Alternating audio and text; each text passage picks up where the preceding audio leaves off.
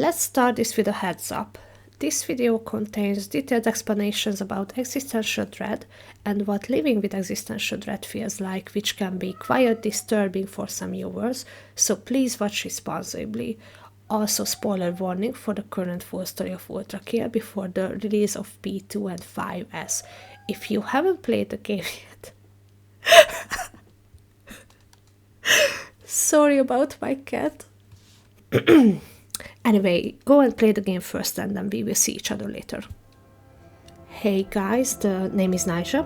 I'm a wannabe writer and a storytelling nerd.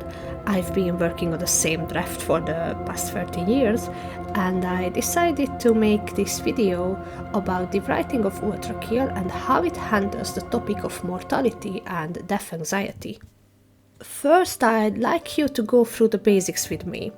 Humanity is the only species known to be aware of their own mortality, and our culture has many ways to cope with it. Most of our religions revolve around the meaning of our existence and connect it to a certain concept of afterlife or toy with versions of immortality. There are philosophy movements seeking validation for our existence and searching for a deeper root of the meaning of life, and philosophy movements that revolve around the acceptance of mortality. Many of the mythologies that touch the topic of death and resurrection come with an ethical message about the need for immortality and questions if we are worthy of it at all. This means that humanity, from the moment they grasped the concept of death, started telling stories to cope with mortality and the death anxiety it developed. Death anxiety, also known as thanatophobia, is the crippling fear of one's own death. While humanity is aware of their own mortality by nature, people with existential death anxiety are in hyper-awareness, and it affects their quality of life. Existential death anxiety is the most powerful form of death anxiety, as it does not need any kind of trigger to manifest in the individual. The fear is almost always present. So, what makes existential death anxiety frightening exactly?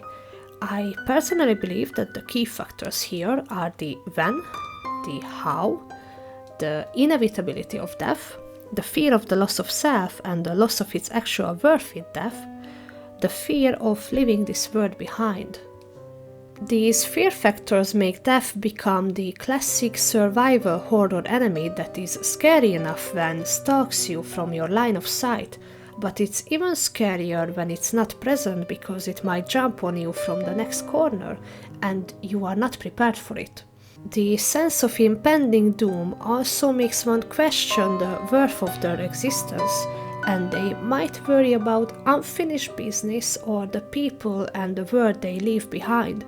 They might fear that they will not matter anymore, or the other way around, everything they cared about will fall into oblivion too, soon after their departure. This anxiety is already present sort of in the premise of Ultrakill through V1's lore and purpose. As we know, V1 is a blood-fueled war machine. With mankind gone extinct, V1 might run out of fuel any time and they head into hell to live for another day. Many machines follow V1's example and hell is soon raided by robot vampires, meaning that this fossil resource will be depleted even sooner, marking V1's inevitable death. The machine's terminal data also focuses a lot on how each types keep themselves alive, besides refueling with blood.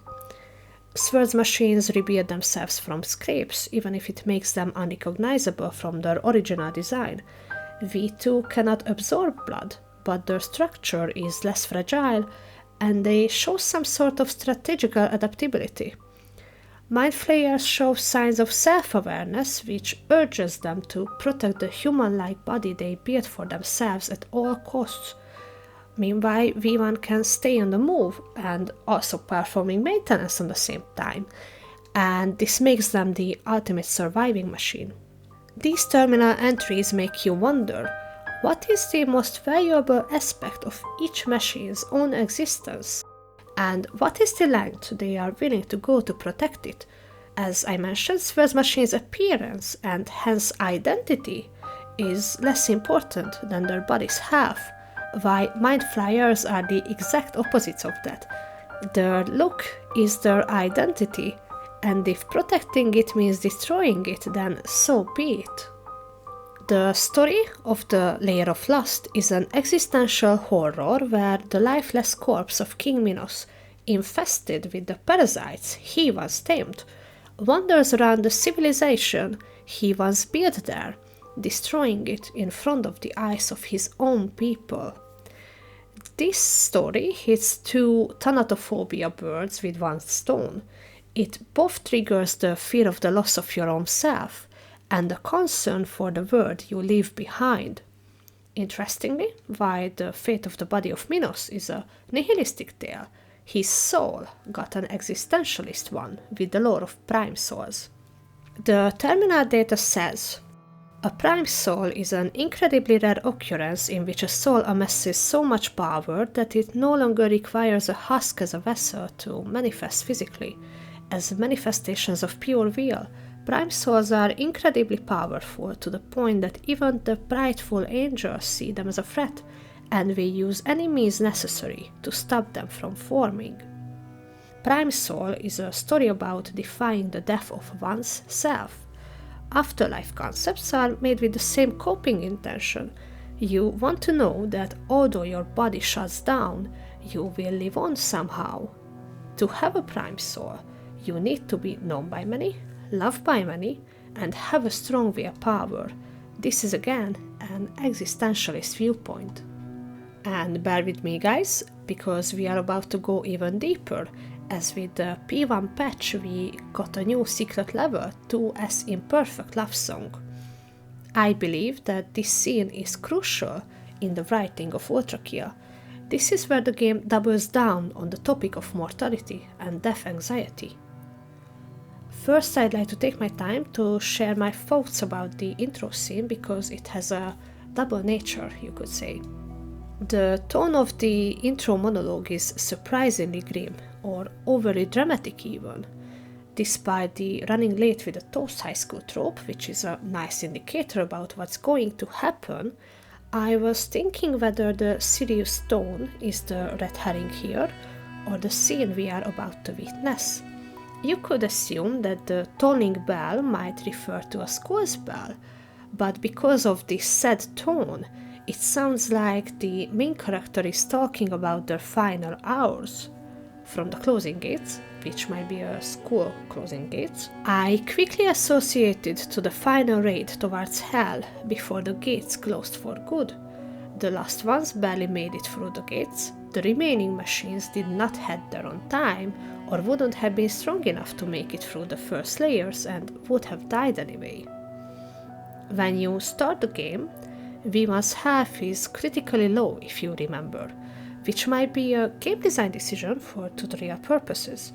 However, we already know that in Ultrakill, many design choices are backed up with some lore, starting with the graphics to the infinite ammos. With that being said, if we conclude that V1's critical health during the tutorial has a lore purpose, the line, "the bell tolls for me," can refer to V1's condition during the first minutes of Hell's raid. From this perspective, the toast trope feels like a weak attempt to create an illusion that distracts the narrator from the crisis they are actually struggling with. And now let's go back to the events of the secret level. The main character finally snaps out of their thoughts when they collide with another machine, and we finally find ourselves in the middle of a dating sim cliché with a tsundere schoolgirl robot. The dialogue scratches the fourth wall from the very beginning, then it starts to crack. First, the schoolgirl robot is named the prettiest girl in town, ironically playing along with the dating sim pretense. The first sign of actual breakdown is when she introduces herself as Mirage. The name is not unintentional, it implies that the dating simulation and even she herself does not exist. From this point on, we are slowly slipping back into that state of death anxiety the level started with. But the illusion does not shatter, it just pauses, and the existential dread unfolds within it. It makes you feel cornered. You are locked up with death anxiety, and you have no chance but listen to what Mirage has to say about it. The whole experience is exactly what living with death anxiety feels like. Even if you build up the most elaborate, soothing distraction for your mind, the crippling fear finds its way back and screams into your face. Mirage says here that mankind creates distractions from mortality, and the exact same happens here in the game too, as it tries to confuse you with the intro and the dating simulator genre. I think, by the way, that this genre was a brilliant choice for the secret level. Not only does it fit perfectly with the layer of lust where it can be found, but we know that dating simulators are an easy stimulus for the brain, as they satisfy simple fantasies, yet they make you feel human. You are growing attached to people here, you experience friendship, love and attraction. Thus, many dating simulators feel like a safe fairy tale with conflicts only enough to make the love story worth to be told. It is a safe getaway from one's real-life problems. Mirage's monologue touches the uncertainty and the inevitability and the loss of purpose. Her nihilism and her lack of social skills by choice is how she deals with the question, what is going to happen to the world I will leave behind? She does not bond with anything, so she doesn't need to care about it. However, it is clear that although she thinks her nihilism helps her, she did not manage to resolve any of the fear factors of death anxiety, and the game is ready to point this out too. Once Mirage has said enough, the narrator takes the lead in the debate, turning from a passive dating sim main character to an active person. They attack Mirage's views while show compassion to her, highlighting the wrong in her nihilism, but not dismissing the suffering she ran behind these thoughts from. The main character says that as there is no greater purpose, we are allowed to act on our will, praising existentialism from the perspective of free will, the same thing God loved in the Ultrakill universe. I have no theories about this parallel, and I'm afraid it would distract us from the main topic anyway, but I just wanted to point this out here. So, once the main character succeeds in comforting Mirage, the scene returns to his dating simulator nature. This is the point of acceptance. The mind maintains the pleasant entertainment, but also acknowledges the debate that just happened, and everything feels more natural. The closing dialogue is not surreal. It's not that fourth wall scratching parody anymore. Instead, it is a full functioning dating simulator. To me, that meant that the goal is not to defeat or swallow this fear, but to accept its presence and let it flow through us. So, what is happening here exactly? What makes Imperfect Love Song actually important and clever? First of all, I believe that the title of the level is not unintentional. Imperfect Love Song is the counterpart of Act 2, Imperfect Hatred. In Mirage's struggle, we can see the loss Gabriel suffered in Act 1, and the debate foreshadows his own solution we can see in Act 2. It is setting up the philosophical and emotional background. It introduces the despair of mortality and offers the two most common philosophy movements humanity found to cope with it. The events of Act 2 have a strong ground on their own, of course, but thanks to the message delivered through Imperfect Love Song, we can understand better why it ended the way it did, and helps us understanding that Gabriel's dying light is the catalyst here and not the conflict. And similarly, the actual stakes in the story are in the values of the philosophies put together in this secret level, and not in the life of the Archangel. Once I connected these dots, I was thinking whether 5S will bear some similar connections with the events of Act 3, And knowing that 5S will probably be a fishing minigame, I just remembered that the ictus, which resembles the profile of a fish, was one of the secret symbols in early Christianity. Its other name is Jesus fish, and Christians used it to mark secret meeting spaces and distinguish friends from foes during their persecution by the Roman Empire. This is just a crackpot theory, of course, but it would be cool if it has something to do with it. Back to the main topic, and we just arrived to the point. As I mentioned before, Gabriel's mortality is a catalyst event. Being ripped from the Father's light, he has 24 hours to stop V1, or he will die along with the last embers of this light. Interestingly, the turning point of his character is not when he faces his own mortality, but when he finds out about the mortality of all angels and experiences the joy of struggle and the joy of reveal in the brink of death, which are experiences that make one feel alive.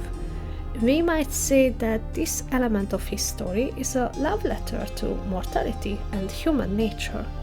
Here I would like to recall my thoughts from the intro, where I mentioned that myths about immortality are usually followed with an ethical message, and Ultrakill has one too. Now that Gabriel found out that God is not flawless and the council is not immortal, he becomes morally conflicted about his past actions.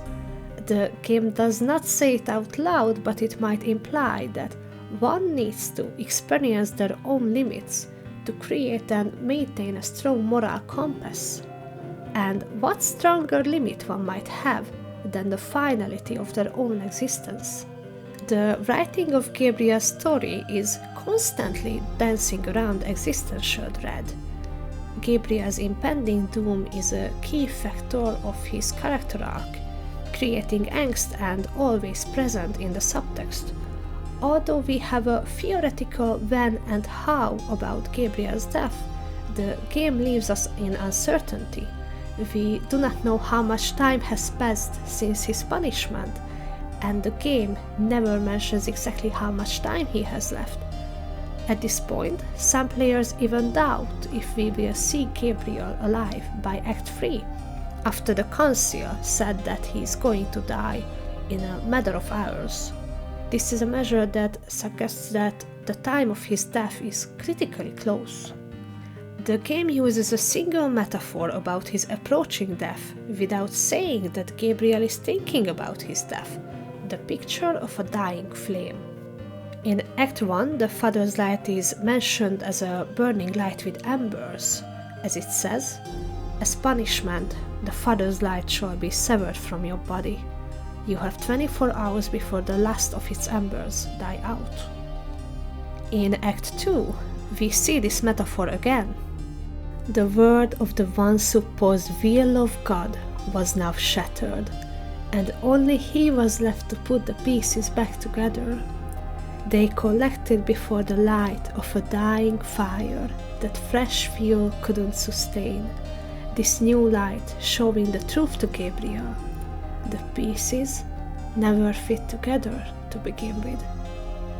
The supposed council of the people, who boasted a God that wasn't there, gone, vanished.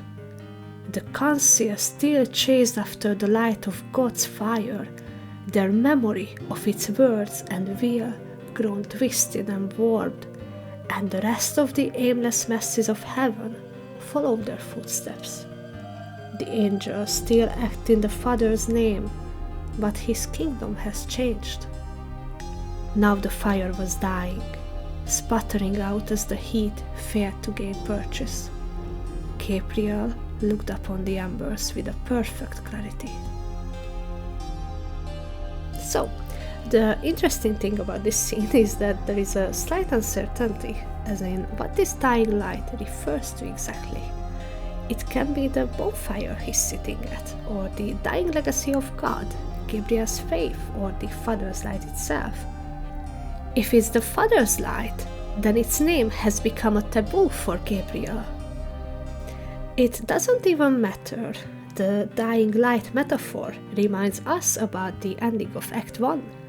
It keeps the player thinking about what's going to happen to the Archangel now that his hours are counted, but Gabriel himself never talks nor thinks openly about his eventual death.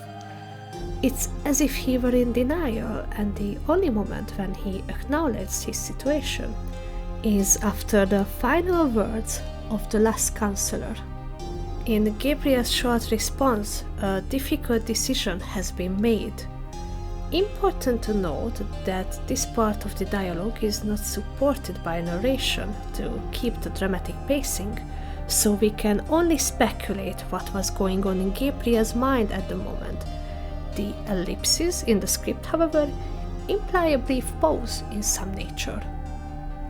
This can be a silence of contempt on the counselor's vague attempt of manipulation, or a sorrowful silence, or even a shocked "shit, I haven't thought about this" silence, followed by a quick acknowledgement and acceptance. The image of impending doom is burned into the whole Death Stains the Auditorium scene. The game has great writing in general, every line is a treasure to me, and this is the moment where it reaches its peak. The finality that overarches the whole story takes the lead in the tone here. Gabriel is death approaching with measured steps. The last member of the council is a soon lifeless corpse. His last words are a final feeble argument. All these sentences writing on one single thing. Gabriel's decision is made. His and the council's fate is sealed. Both of them are already dead. The present tense that is used during all the scenes hits different here, and it hits hard. Nobody knows what's going to happen. There is no formless narrator talking about a past event. Everything we see unfolds in front of us in that very moment.